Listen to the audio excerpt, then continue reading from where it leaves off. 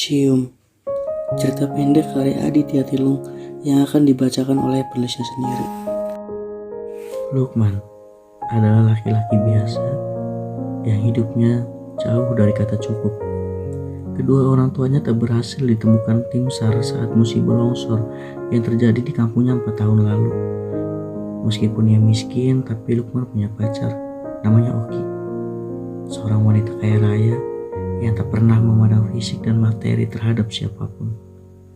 Sudah 2 tahun mereka berdua menjalani hubungan yang bisa dibilang sangat bahagia, di mana keduanya sama-sama saling mengerti satu sama lain. Oki selalu menemani Lukman dalam situasi apapun. Bahkan Oki kerap membantu Lukman mengembala kambing yang bukan milik Lukman sendiri, melainkan itu milik Pak Haji Rohidin, seorang juragan baik hati. Bahkan Pak Haji sering memberikan Lukman bayaran yang lebih. Tentu itu berkat kinerja kerja Lukman yang sangat teliti dalam memelihara kambing Pak Haji.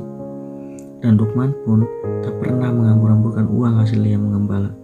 Selalu ia tabung uang hasil kerjanya dengan tujuan agar bisa melamar Oki, gadis pujaan hatinya. Orang-orang di sekeliling Lukman kerap mencibir Lukman. Ada yang bilang anak orang kaya bodoh lah. Ada juga yang bilang si miskin gak tahu diri lah. Bahkan ada salah satu orang kaya dari kampung sebelah yang naksir Oki datang ke rumah Lukman sambil membawakan mobil sedan. Kemudian laki-laki itu turun seraya mengancam Lukman untuk menyudahi hubungannya dengan Oki. Goblok, sadar gak sih lu tuh miskin, yatim piatu. Lu gak layak bersanding dengan Oki, ucap laki-laki itu sembari ia pergi. Awalnya Lukman tak pernah peduli dengan apa yang dikatakan oleh mereka semua. Yang Lukman pikirkan hanya bagaimana caranya mereka bisa hidup berdua selamanya tanpa bantuan siapapun, termasuk orang tua Oki yang terkenal kaya raya di kampung itu.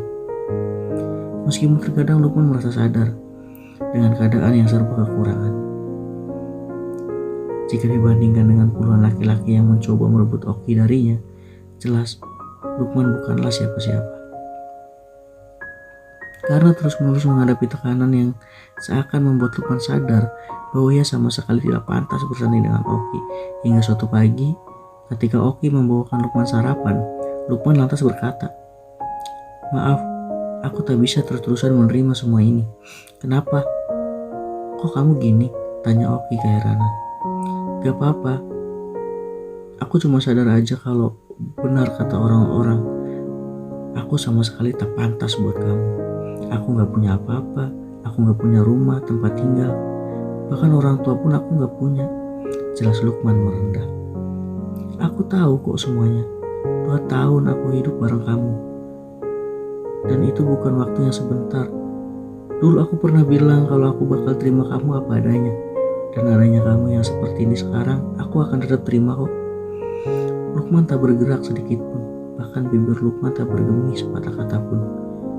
"Oke, kalau itu yang kamu mau, tapi aku mohon kasih aku kepastian atas semua ini," ucap Oki sembari pergi meninggalkan Lukman. Semalaman Lukman berdiam diri, memikirkan Oki apa yang akan ia lakukan. Sebulan sudah berlalu, mereka berdua tak kunjung bertemu.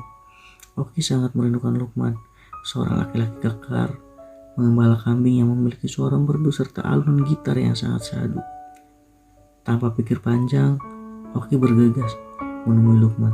Sesampainya di tempat tinggal Lukman, betapa kagetnya Oki setelah melihat Lukman yang sedang berduaan dengan anak Pak Haji Rohidin yang baru saja pulang dari pesantren di kota. Oki pun mengurungkan niatnya untuk bertemu Lukman. Didasari dengan rasa yang sudah tak ada lagi harapan bersama orang yang ia sayangi, dengan sangat terpaksa, akhirnya Oki pun mau menuruti perjodohan yang diinginkan orang tuanya, yaitu menikah dengan anak juragan singkong. Meskipun Oki tahu calon suaminya adalah laki-laki yang baik, bijaksana, Oki tetap merasa tak bahagia karena dia bukan pilihan Oki. Tapi apalah daya, orang yang Oki cintai sudah melupakannya. Hingga akhirnya persiapan pernikahan yang akan diadakan 6 hari lagi, kabar itu sudah sampai di telinga Lukman, yang membuatnya panik. Apa yang harus aku lakukan? Pikir Lukman dalam hati. Akhirnya Lukman pun nekat untuk menyamar sebagai tukang bantu-bantu pesta di persiapan pernikahan itu. Setelah sekian lama mereka tak bertemu, akhirnya mereka bertemu. Di situ Oki kaget karena ia melihat laki-laki yang sangat ia sayangi sedang berada di rumahnya. "Lukman!" teriak Oki. Lukman segera memberikan isyarat untuk Oki seraya menempelkan jarinya ke bibir. "Shh, nanti aja. Ntar malam, tunggu aku di kebun pisang belakang rumahmu," bisik Lukman pelan pada Oki. Oki pun segera mengerti, ia mengangguk paham dan segera kembali ke kamar tidurnya. Lama Lukman ikut membantu persiapan pernikahan itu. Hingga malam hari pun tiba. Lukman bersiap menunggu kedatangan Oki di kebun belakang rumah. 2 jam lebih Lukman menunggu Oki, namun orang yang ia tunggu tak kunjung datang. Hingga malam sudah sangat larut. Kemudian datanglah Oki dengan tergesa-gesa. "Maafkan aku datang terlambat. Tadi ada wakil dari keluarga mempelai pria datang," ucap Oki polos. Lukman merengut, merasa posisinya sudah benar-benar tergantikan. "Ya sudah, gak apa-apa. Cepat sini," ucap Lukman melambaikan tangan. "Kenapa kamu datang ke sini? Bukannya kamu sudah bahagia ya dengan anak Pak Haji Rohidin? Kemarin aku melihat kamu jalan bareng dengannya," tanya Oki. "Kamu salah paham. Aku cuma disuruh Pak Haji untuk menemani anaknya ke kandang kambing," jawab Lukman. "Maafkan aku, tapi semuanya sudah terlambat. Aku benar-benar hancur dengan keraguanmu akan kita. Ditambah kamu sudah punya pengganti," ucap Oki meneteskan air mata. "Aku juga sangat menyesal dengan semua ini. Jujur aku merasa sangat tak pantas untukmu," sambung Lukman menggenggam tangan Oki. Kemudian Oki memeluk Lukman sambil menangis. "Bukannya aku sudah bilang bahwa aku siap menerima kamu apa adanya?" tangis Oki. Merasa masih ada harapan, Lukman berkata, Enggak, ini masih ada harapan. Gimana kalau kita kawin lari aja? Kita ceritakan kebahagiaan kita sendiri dengan cara kita sendiri." Lukman perlahan melepaskan pelukan. "Izinkan aku untuk memikirkannya. Kita masih punya waktu 3 hari. Aku mohon, aku cuma gak bisa bayangin gimana orang tua aku bila anak semata wayangnya kabur di saat-saat terpenting dalam keluarganya." Oki memohon. "Kita pasti kembali ke sini ketika kita sudah punya anak, ketika kita sudah punya perusahaan kita sendiri." Lukman kembali meyakinkan Oki. "Iya, aku ngerti maksud kamu, tapi aku mohon kali ini berikan aku waktu untuk memikirkan semua ini." Oki memelas. Oke, aku tunggu sampai lusa dan aku akan menunggumu di sini untuk kita pergi berdua," tegas Lukman. "Terima kasih pengertiannya," ucap Oki kembali ke rumahnya. Pagi pun tiba. Lukman masih dalam penyamaran. Di rumah Oki banyak hal yang ia kerjakan seharian itu. Hingga tiba malam hari, tanpa menyanyiakan kesempatan, Lukman memanggil Oki untuk bertemu lagi di kebun pisang belakang rumah. Oki pun kembali mengangguk paham. Sesampainya di kebun, mereka bercanda ria layaknya pasangan kekasih yang tak punya masalah sedikit pun. "Gimana? Apa kamu sudah siap dengan rencana kita?" tanya Lukman. Aku masih bingung. Mungkin besok aku akan putuskan," jawab Oki. "Ya sudah, aku percaya sama kamu. Kalau kamu masih tetap ingin berjuang untuk kita dan kebahagiaan kita," sambung Lukman. "Terima kasih pangeranku. Tapi sudah waktunya aku kembali." "Oke, Tuan Putri. Tapi sebelum kamu pulang, cium aku dulu," minta Lukman. Beneran nih? Aku takut. Kita kan sebelumnya belum pernah melakukan ini loh," jawab Oki. "Gak apa-apa. Gak akan ada yang kurang kok dari kamu," ujar Lukman. "Oke deh," sambung Santi. Akhirnya mereka berdua pun mendekat, menempelkan bibir manisnya di bibir Lukman. Tangan Lukman pun meraih leher Oki. Agak lama bibir keduanya bermain-main, impulsif atau terbawa suasana. Seakan mereka menikmati semuanya. Tanpa sadar, salah satu tetangga Oki melihat apa yang dilakukan pasangan itu. Setelah merasa sudah waktunya kembali, Oki pun melepaskan bibirnya seraya mengatakan, "Maafkan aku harus cepat kembali." "Terima kasih sayang." Lukman mengecup kening Oki. Matahari kembali terbit dari timur, berharap semuanya baik-baik saja. Tetapi harapan Lukman sirna. Ternyata kabar tentang Lukman dan calon mempelai wanita sudah terdengar sampai ke telinga orang tua Oki. "Usir anak itu dari sini, dasar pengganggu," ucap bapak berbadan gempal dengan kumis tebal yang melengking di kedua sisinya. Oki pun tak henti-hentinya dimarahi kedua orang tuanya. Bahkan ia sekarang dilarang untuk keluar rumah sedikit pun. Waktu terasa begitu cepat.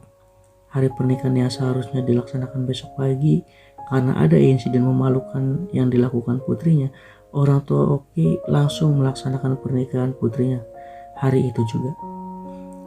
Datang mempelai pria diiringi beberapa kerabat dan saudaranya. Terlihat begitu elegan dengan jas warna hitam khas pengusaha. Lukman masih merasa harapan itu masih ada. Lukman kembali menunggu Oki di kebun pisang belakang rumah. Dari sore hingga larut malam, Oki belum juga keluar untuk pergi bersama Lukman. Rasa haus, lapar, seakan tak terasa. Yang ia rasakan hanya rasa perih, tersayat kenyataan. Orang yang ia sayangi tak menempati janjinya. Lukman masih tetap menunggu kedatangan gadis pujaan hatinya. Tak peduli hujan deras turun, ia tetap yakin bahwa cintanya akan datang menemuinya. Karena sudah semakin lemas, akhirnya Lukman jatuh pingsan, tergeletak di tengah-tengah kebun pisang milik keluarga Oki. Hingga ada salah satu penggembala kambing teman Lukman yang bernama Tono melihatnya. Tono pun bergegas membopong Lukman ke rumahnya sembari menggiring kambingnya untuk pulang. Lukman pun sadar setelah Tono mengobatinya. "Aku kayak tahu tempat ini, tapi di mana ya?" Lukman keheranan. "Ini di rumah aku, bodoh. Masa rumah kawanmu sendiri lupa?" ucap Tono kesal. "Sorry no, makasih bantuannya sob," sambung Lukman. "Lagian apa sih yang lu lakuin?" "Luk, sampai segitunya, udahlah. Gak selama cinta itu harus dimiliki. Mungkin aku akan jauh lebih bahagia jika hidup bersama suaminya sekarang," ujar Tono. "Iya no, akunya aja yang gak sadar diri. Emang bener ya no, yang bukan siapa-siapa gak akan mungkin dapat apa-apa," ucap Lukman mengeluh. "Ya udah, mendingan lu makan, terus lu pikirin apa yang harus lu lakuin setelah ini," sambung Tono. "Iya no, makasih banyak atas bantuannya. Makan yang banyak lu, aku gak mau lihat kawanku selemah ini cuma gara-gara cewek." "Siap no, tapi kayaknya aku gak kuat deh kalau aku harus terus-terusan di kampung ini. Terlalu banyak kenangan indah bersama Oki di sini." "Terus lu mau kemana lu? Ke kota mungkin?" "Ya udah, kalau kamu yakin aku ada sedikit ongkos buat kamu. Dan gitar hasil patungan kita berdua mending lu aja yang bawa. Siapa tahu berguna lu." "Nggak anu, simpan aja di kamarmu. Gitar itu sering aku pakai bareng sama Oki waktu menggembala. Lu mau sampai tua pun lu nggak bakal bisa lupain Oki. Gini aja deh, yang lu pikirin jangan Okinya, tapi nasib lu. Gue yakin lu punya bakat dalam bermusik." "Iya deh no, makasih." "Oke sob, jaga diri lu baik-baik di sana. Anggap semua ini gak pernah terjadi di hidup lo," ucap Tono. "Sekali lagi makasih no, lo emang sahabat terbaik gue." "Udah, gak apa-apa. Gunanya temen kenalnya untuk itu sob. Aku pamit ya no. Makasih atas semuanya. Dan tolong jangan lupain gue." "Gak bakal lah lo. Itu temen dari kecil. Masa lupa gitu aja sih?" ucap Tono tersenyum berat melihat kepergian sahabatnya. Akhirnya kedua sahabat itu pun berpisah. Lukman yang sudah sampai di kota pun mulai mengisi harinya dengan cara mengamen dari rumah ke rumah, dari bus ke bus, karena banyak mendapat pujian dari para penumpang yang ia temui di bus. Seakan tak puas jika hanya mengamen dari bus ke bus, Lukman pun kini menyanyi dari kafe ke kafe. Lukman sering mendapatkan apresiasi dari pengunjung di kafe tempat ia manggung. Meski sehebat apapun pencapaian Lukman, tapi ia tetap tak bisa melupakan Oki. Kerap sekali di kamar kosnya ia memeluk gitar yang dulu sering dipakai bernyanyi bersama Oki. Kembali dengan Oki yang kini sudah memiliki suami. Hari-hari yang seharusnya jadi hari bahagia untuk mereka berdua malah menjadi hari yang canggung. Terlihat Oki yang sering melamun sedih, bahkan menangis. Akhirnya Mas Ari, suami dari Oki pun menanyakan apa yang terjadi sebenarnya. Kamu kenapa? Sudah seminggu loh kita nikah. Kok kamu masih kelihatan sedih gitu? Ada apa sebenarnya? Tolong jelaskan. Tanya Mas Ari lembut. Karena Oki terlalu takut jika ia jujur bahwa ia masih sangat mencintai Lukman mantan pacarnya. Oki hanya diam tak bersuara. Oki sadar hal itu akan menyakiti Mas Ari suaminya. Mas Ari pun mendekat ke arah Oki. Lalu ia berkata, katakan saja semuanya. Aku sama sekali tak akan marah. Justru jika aku bisa bantu, aku akan membantumu. Ucap Mas Ari meyakinkan. Serius kamu Mas? Iya aku serius. Aku gak mau melihat istriku tak bahagia hidup bersama. Jawab Mas Ari. Makasih ya Mas. Sebenarnya aku sebelum nikah sama kamu, aku punya pacar. Anak yatim piatu pengembala kambing. Meskipun dia tak mapan, tapi aku nyaman sama dia. Ya ampun Oki, kenapa enggak dari dulu kamu bilang? Kalau aku tahu dari awal, aku gak akan jadi nikah sama kamu. Maafin aku Mas. Ya sudah, kamu tenang ya. Lebih baik kamu siap-siap. Malam ini juga kita cari pacar kamu. Ya Allah Mas, kamu baik banget. Ujar Oki berterima kasih pada suaminya yang baik hati. Akhirnya Oki dan suaminya berangkat ke kota untuk mencari Lukman. Dengan membawa alamat yang diberikan Tono kemarin, setelah mereka melakukan perjalanan yang lumayan jauh, akhirnya mereka sampai di tempat alamat yang ditunjukkan oleh Tono. Tapi sayangnya Lukman sudah tak ada, sudah tak tinggal lagi di kontrakan itu. Tetapi sebelum mereka pamit untuk kembali melanjutkan perjalanan, bapak pemilik kos memberitahukan alamat kafe tempat Lukman manggung. Mereka berdua pun bergegas menuju alamat tersebut. Sesampainya di sana, lagi-lagi Lukman tidak ada. Sudah hampir 2 hari pasangan pengantin itu mencari Lukman yang tak kunjung ditemukan. Akhirnya mereka berdua pun memutuskan untuk mencari penginapan. Oki pun segera beristirahat di kamar sementara Mas Ari yang masih merasa belum ngantuk memutuskan untuk keluar hendak merokok di teras penginapan. Sesampainya di teras, Mas Ari baru sadar bahwa korek api yang baru dibelinya ternyata sudah hilang. Melihat ada laki-laki gondrong yang sedang merokok, Mas Ari pun bergegas untuk meminjam korek api pada laki-laki itu. Maaf Mas, pinjam korek, pinta Mas Ari. Oh ya ini, laki-laki itu menyodorkan. Ngomong-ngomong Mas dari mana? Tanya Mas Ari. Gue dari kampung Mas, jawab laki-laki itu lemas. Oh di sini Mas kerja, sekolah atau kuliah?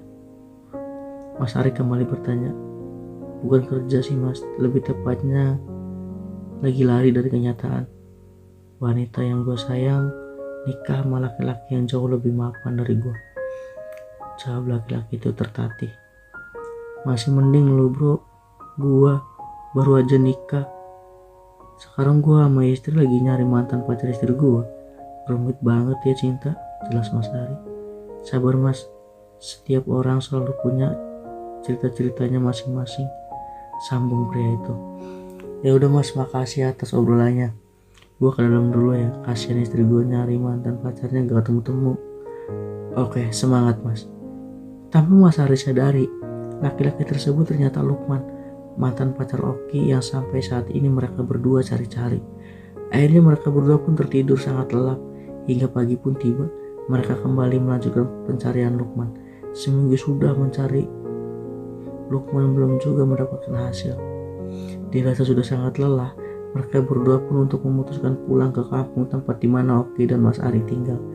Ketika di perjalanan pulang, laju mobil terhenti karena jalanan macet, serta banyak sekali kerumunan warga yang melihat ada kecelakaan motor. Akhirnya Mas Ari pun turun untuk melihat kecelakaan tersebut, disusul dengan Oki yang hanya terpaut 5 meter di belakangnya. Betapa kagetnya Mas Ari ketika melihat korban kecelakaan itu adalah laki-laki yang semalam ngobrol dengannya di penginapan. Lebih kaget lagi Oki, bahkan shock melihat laki-laki tergeletak dengan wajah yang berlumuran darah. Itu ternyata Lukman, pria yang sangat ia sayangi. Dibantu warga sekitar, akhirnya Lukman dilarikan ke rumah sakit, berharap mendapat pertolongan. Tiada henti-hentinya Oki memanggil-manggil nama Lukman sambil menangis seakan tak percaya orang yang ia sayangi bernasib seperti ini.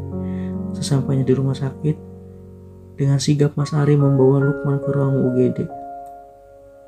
Tapi sangat disayangkan, nyawa Lukman sudah tak bisa lagi diselamatkan. Dengan hati yang seakan teriris, terpaksa Oki dan suaminya membawa jasad Lukman ke kampungnya. Sesampainya di kampung, karena Lukman tak memiliki keluarga, Lukman dimakamkan di kebun pisang belakang rumah Oki. Dan cerita pun tamat.